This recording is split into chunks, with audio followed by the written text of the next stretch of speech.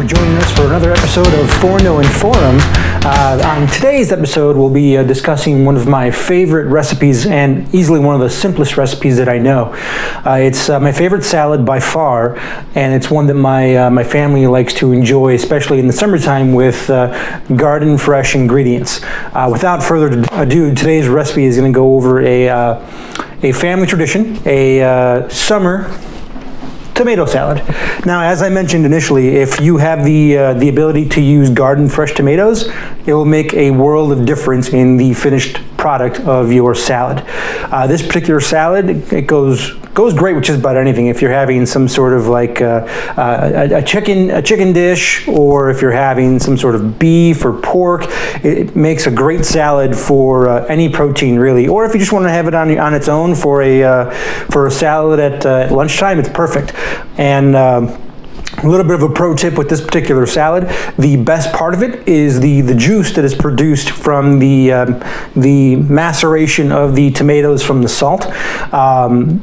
Use nice crusty bread with that particular juice, and it's one of the tastier things that you've had. You'll see here that I've got 5 tomatoes. I usually recommend anywhere from 1 to 1.5 tomatoes per person. So if you're having a salad with just like two people, 3 tomatoes is perfect. If you want to do 4, that's fine. You'll have a little bit extra, but I usually recommend, like I said, anywhere from 1 to 1.5 tomatoes per person that will be having the salad. So this salad is very simple. Tomato, olive oil, salt,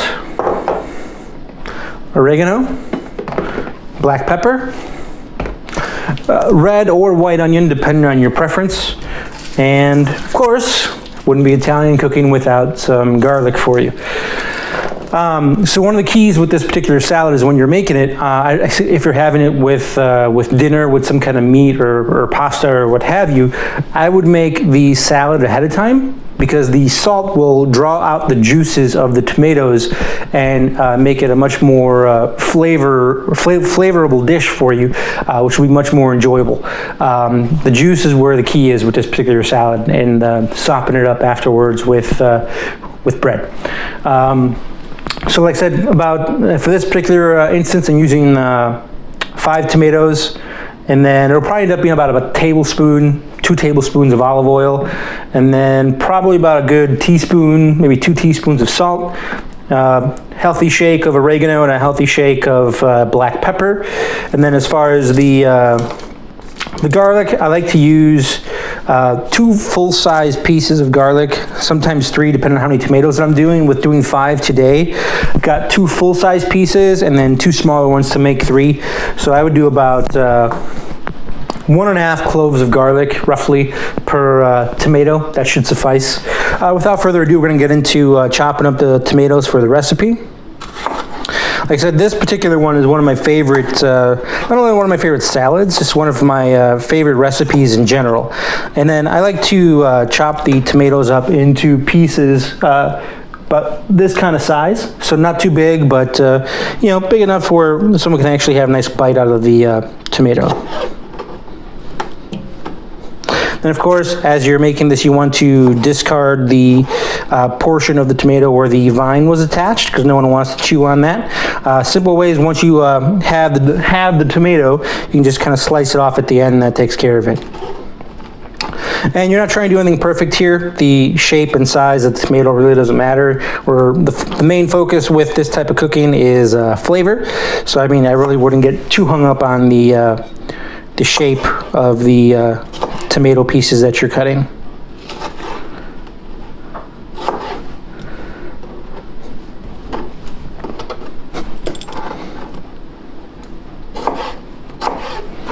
So then you'll just keep you keep cutting your tomatoes until all of them are nice and prepared for your salad.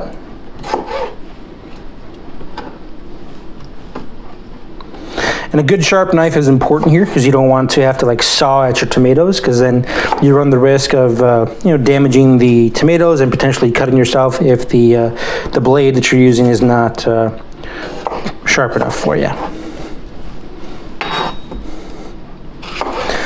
Then, as I mentioned in the opening part of the video, this tomato salad is good with any tomatoes you can find, but if you have the opportunity to have this with garden fresh tomatoes, it makes a world of difference. And then also, as you notice, I'll be using fresh garlic and fresh red onion in this salad. My mom, she likes to usually do it with either garlic or onion. I like to do it with both. I think it enhances the flavor a little bit. But the cool thing is that if you don't have either, or if you have one but not the other, you can substitute for either garlic powder or onion powder. That takes care of it pretty nicely. But, you know, nothing's really better than the actual fresh garlic or fresh onion. And you can also do it with white onion. I'm using red onion in this instance, but white onion will, white or Spanish onions will do the same for you as far as flavor.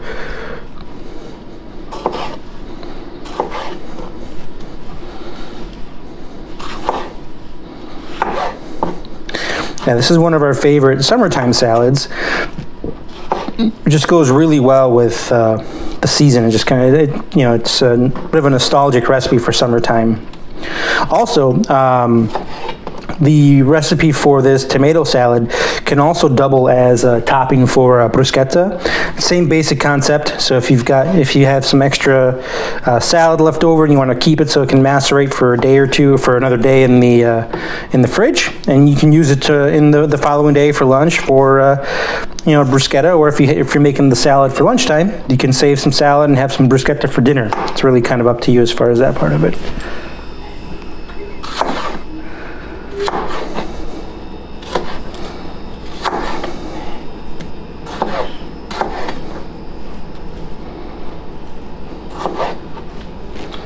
Okay, we just about have all of our tomatoes chopped up here.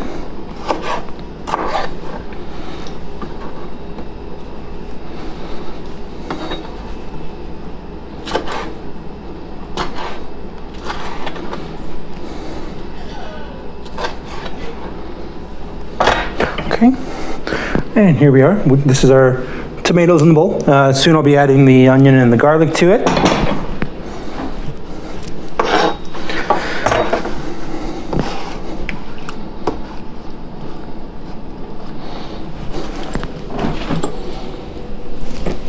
Now these appear to be pretty juicy tomatoes, even though I bought them at the store.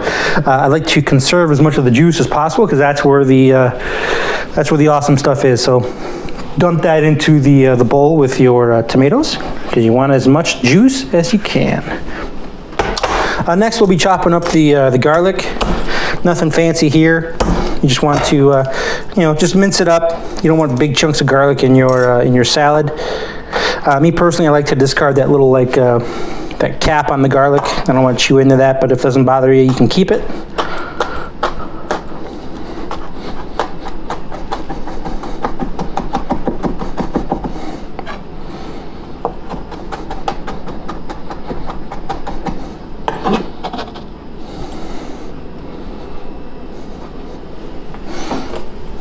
But you want to try and get the garlic pieces as small as you can.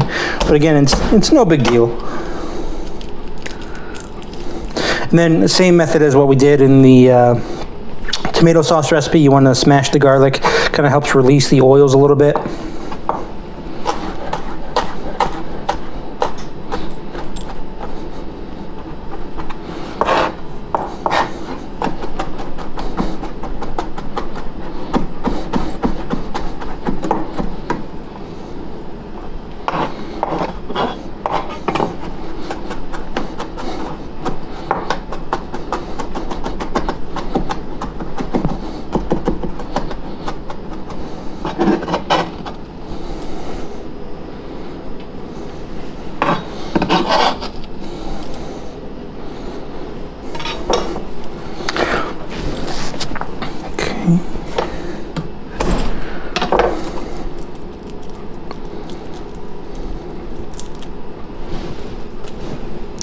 That's one thing I'm not really a fan of with garlic is when the, for lack of a better term, the paper on the outside starts to stick to your fingers. It's kind of a pain in the butt. That's okay.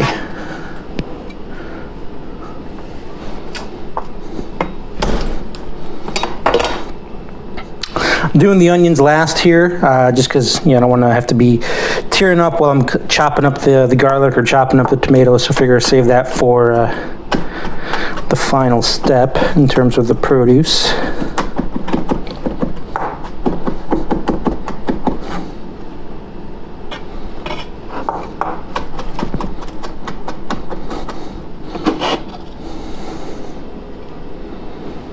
Okay. All right, and we've got our garlic in there. And now we're on to our onion. Now we're not going to use the whole onion here. For a dish this size in terms of this many tomatoes, what I'm going to end up doing, and you can do it however you want. You can chop up the onion. You can do it in slices or crescents or whatever you want. In this particular instance, I'm going to do ring slices and then chop the rings in half and kind of sprinkle it throughout the salad. Nothing too crazy. So I'm just going to cut this guy in half and go from there.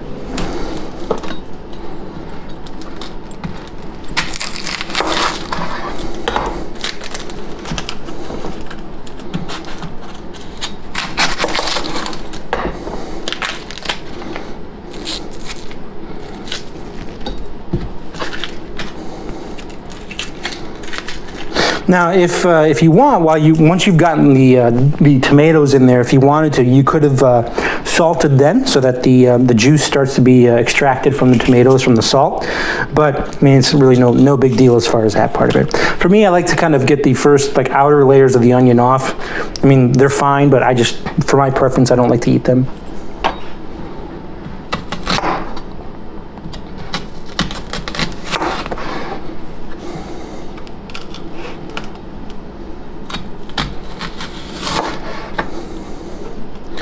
So yeah, nothing too crazy as far as the onion. You just want the hint of flavor. Just going to do a little bit, and I'm going to chop these guys, or break these guys up as far as the rings go, and then break that up into the salad. Okay, and obviously everything's going to get tossed up in there a little bit. So, okay. Now for the salt, like I said, it's usually going to be about a teaspoon to a teaspoon, if I could talk, great. 1 teaspoon to about 2 teaspoons of salt. And just like in all the other videos, I recommend tasting and then salting and peppering to your preference. So I'm not going to say it has to exactly be 2 teaspoons of salt. Essentially, it's going to come down to what you prefer. So I always start light and then add additional as necessary. I'm pretty liberal with the olive oil, like I mentioned. It's probably about 2 tablespoons. The onions are getting to me. It's usually about 2 tablespoons of olive oil. And then good amount of oregano. Balances the flavor nicely in there. Not a whole ton of black pepper, just a nice little sprinkle of it. Okay.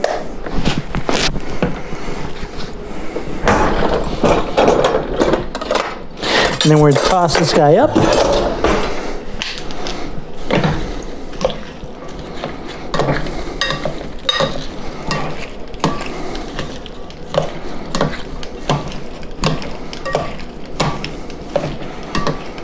Man, these are some strong onions. Okay. Here is our tomato salad. Quick. And it's very delicious. Usually I like to serve this with a nice crusty bread, either French baguette or Italian round loaf. Sometimes if I have a little bit extra time, I use the French baguette to make crostini, and it goes really well with this particular tomato salad. We'll actually have a video down the road on how I make my crostini. They appear to be a pretty big hit, so hopefully you guys like them as well. Again, this is the Garofalo tomato salad. We have it every summer with our garden grown tomatoes. So hopefully you enjoyed this episode of Forno and Forum.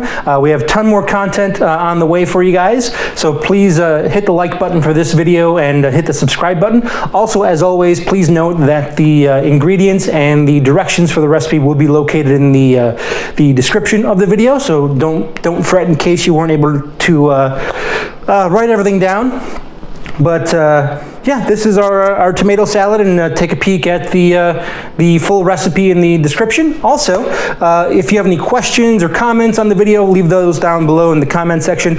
Also, if you try out the recipe and make any sort of modifications, I'd love to hear them, because I'm always trying to learn how to do new things as far as in the kitchen. So I'd love to hear from you guys as far as how the recipe turned out for you. But until next time, thank you again for tuning in to Forno and Forum, and we look forward to sharing much more content with you as the videos continue to be made, and all of our awesome recipes here. Thank you very much.